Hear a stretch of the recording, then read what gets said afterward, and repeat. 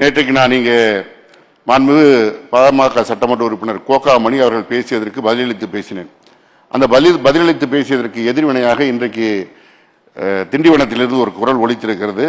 போக்குவரத்துறை அமைச்சருக்கு இதில் என்ன சம்பந்தம் என்று கேட்டிருக்கிறார்கள். ஒரு அமைச்சரவை என்பது ஒரு கூட்டு பொறுப்பு. இதில் தெரிந்த கருத்துக்களை இங்கே பதிவு செய்வதற்கான வாய்ப்புகள் இருக்கிறது. எனவே அவருக்கு அந்த குரலுக்கு சொந்தமானவருக்கு சொல்லிக்கொள்வேன். போக்குவரத்துறை அமைச்சராக இருப்பது மாத்திரம் தகுதியல்ல, திராவிட முன்னேற்ற கழகத்தின் ஒரு தொண்டன் என்ற முறையில் சமூக நீதி கொள்கைகளை எங்கள் முத்தமிழறிஞர் தலைவர் கலைஞர் செய்தவர்களை இங்கே பதிவு செய்ய வேண்டியது எங்களுக்கு கடமை. அதே போல இதற்கு என்ன புள்ளி விவரங்கள் இருக்கிறது என்று கேட்டிருக்கிறார்கள். மற்ற புள்ளி விவரங்கள் எல்லாம் நீங்கள் வாங்கள் ஒரு இடத்திலே நேரடியாக விவாதித்துக் கொள்ளலாம். நான் ஆதாரத்தோடு பேசுகிறேன். ஒரே ஒரு சிறு புள்ளி விவரம் எல்லோருக்கும் புரிகிற மாதிரி நான் சொல்லிவிடுகிறேன். இந்த 20% இடஒதுக்கீட்டை முத்தமிழறிஞர் தலைவர் கலைஞர் அவர்கள் கொடுத்த காரணத்தினால் திண்டிவனத்தில் இருக்கின்ற ஒரு அரசு கலைக்கல்லூரியில் சேர்க்கை நடைபெறுகின்ற பொழுது இந்த 20% இடஒதுக்கீட்டிலே ஒரு 100 பேர் சேர்ந்தால் 20 மாணவர்கள் எம்பிசி எனப்படுகின்ற மிக பிற்படுத்த வகுப்பை சேர்ந்த வன்னியர்கள் சேர்வதற்கான வாய்ப்பு இருக்கிறது. நீங்கள் சொல்லுகின்ற 10.5% இடஒதுக்கீடு வந்தால் 20 பேர் சேர முடியாது, 10 பேர் தான் சேர முடியும். எனவே இழப்பு யாருக்கு? வன்னியர் சமூகத்தை சேர்ந்த படிக்க வருகின்ற இளைஞர்களுக்கு அது மிகப்பெரிய இழப்பு. அதே போல தென் மாவட்டத்தில் இந்த எம்பிசி தொகுப்பில் இருக்கின்ற சீர்மரபினர்கள் அங்கே முழுமையாக சேர முடியும். இந்த 10.5 அங்கே போகின்ற போது அந்த 10.5 அங்கே சேர்வதற்கு ஆள் இல்லாமல் யாருக்கும் பயனில்லாமல் ஒரு பாதகமான சூழல் ஏற்படும். இங்கிருந்து போய் தென் மாவட்டங்களுக்கு 200 கிலோமீட்டர் 300 கிலோமீட்டர் போய் படிப்பதற்கான ஒரு வசதி வாய்ப்புகளோடு இருந்திருந்தால் அவர்கள் தனியார் கல்வியிலேயே படித்து விடுவார்கள். வன்னியர் சமூகத்தை பொறுத்தவரை இந்த பகுதியில் இருக்கின்ற ஏழை சமூகத்தை சேர்ந்தவர்கள் அவர்கள் படிப்பதை கூட தடுப்பதாகத்தான் இந்த 10.5 இருக்கிறது. நீங்க மிச்சம் வேலைக்கு போவது மற்றவைகள் எல்லாம் பின்னாடி பேசிக்கொள்ளலாம்.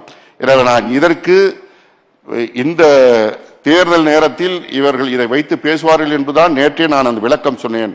அந்த விளக்கத்திற்கு அவர் புதிய வடிவம் கொடுக்க விரைந்தார். நான் கேட்கின்ற இந்த கேள்விக்கு சிம்பிளா கேட்டிருக்கோம். நீ படிப்பை நிறுத்துறீங்க, இது யாருக்கு பயன் தரப்போகுது? 10.5 யாருக்கும் பயன் இல்லை. எனவே தேவையில்லாமல் அதை விதண்டாவாதம் செய்யாமல் விட்டுவிட்டு மாண்புமிகு முதலமைச்சர் அவர்கள் அதை சட்டப்பூர்வமாக ஏற்பாடு செய்வதற்கு மாண்புமிகு அவை முன்னவர் அவர்களை கொண்ட ஒரு அமைச்சரவர்களை கொண்டு வழக்கறிஞர்களை கொண்டு மிக சிறப்பான முறையில் அது குறித்து விவாதித்தார்கள். ஆனால் அதில் என்ன உண்மை இருக்கிறது என்பதை நான் வெளிப்படுத்திய காரணத்தினால் இன்றைக்கு மாண்புமிகு மரியாதைக்குரிய டாக்டர் ராமதாஸ் அவர்கள் துடிக்கிறார்கள். உண்மை இதுதான். இது நீங்கள் சொல்வது அந்த மக்களை தேர்தல் நேரத்தில் உங்கள் வழிக்கு கொண்டு வருது. தேர்தல் முடிந்தால் 10.5 விட்டுட்டு அடுத்த வேலைக்கு போயிடுவீங்க. எப்போ நாடாளுமன்ற தேர்தல் வருகிறதோ, சட்டமன்ற தேர்தல் வருகிறதோ, இடைத்தேர்தல் வருகிறதோ அப்பொழுது மாத்திரம்தான் உங்களுக்கு அது நினைவு வரும்.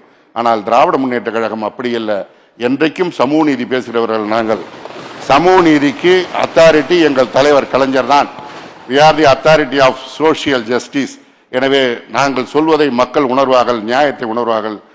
இந்த வாய்ப்பை கொடுத்தமைக்கு மாண்புமிகு பேரவைத் தலைவருக்கு நன்றியை தெரிவித்துக் கொண்டு இந்த துறை சிறப்பாக இந்த துறையிலே பணியாற்றுவதற்கு உறுதுணையாக இருக்கின்ற மாண்புமிகு தலைமைச் செயலாளர் அவர்களுக்கும், மரியாதைக்குரிய முதல்வரின் முதன்மைச் செயலாளர் முருகானந்தம் அவர்களுக்கும், மரியாதைக்குரிய டாக்டர் உமாநாத் அவர்களுக்கும், மரியாதைக்குரிய சண்முகம் அவர்களுக்கும், மரியாதைக்குரிய அனு ஜார்ஜ் அவர்களுக்கும், எங்களுடைய துறை செயலாளர் கூடுதல் தலைமைச் செயலாளர் மரியாதைக்குரிய பனீந்திர ரெட்டி அவர்களும், உள்துறை செயலாளர் மரியாதைக்குரிய அமுதா அவர்களுக்கும், போக்குவரத்து ஆணையர் மரியாதைக்குரிய சண்முக சுந்தரம் அவர்களுக்கும், துறையிலே பணியாற்றுகின்ற மேலாண் இயக்குநர்கள் முதலிட்டு அனைவருக்கும், முதல்வரின் தனிச் செயலாளர் அன்பிற்குரிய சகோதரர் தினேஷ் அவர்களுக்கும் இந்த நேரத்தில் என்ன நன்றியை பதிவு செய்து உறுப்பினர்கள் மாண்புமிகு உறுப்பினர்கள் கொடுத்திருக்கின்ற வெட்டு தீர்மானங்களை திரும்ப பெற்று இந்த கோரிக்கை நிறைவேறுவதற்கு, மானிய கோரிக்கை நிறைவேறுவதற்கு ஆர்வத்தில் வேண்டுகிறேன். நன்றி, வணக்கம்.